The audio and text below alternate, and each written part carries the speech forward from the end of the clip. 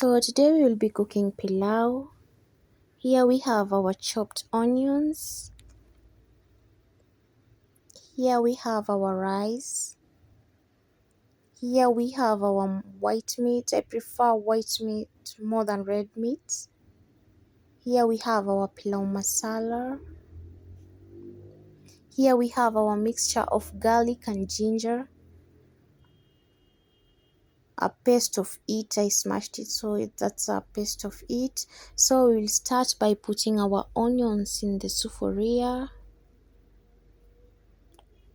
Then we will add our olive oil. I don't know which oil you are using, but olive oil and ghee is the best. So we'll stir it a little bit. Here my onion has already turned golden brown, and we are adding white meat and stirring it so that it can mix well. Then we are covering it so that it can cook. Here it has already cooked, so we'll proceed by adding our paste of garlic and ginger. You should not put a lot of paste of garlic and ginger. There are some people who don't love it, the taste of garlic and ginger. So you should put at least a little bit of it, not more. Here we have our pilau masala. We will be adding it to our mixture. A little bit. I prefer using my eyes to measure, but you can use tablespoon.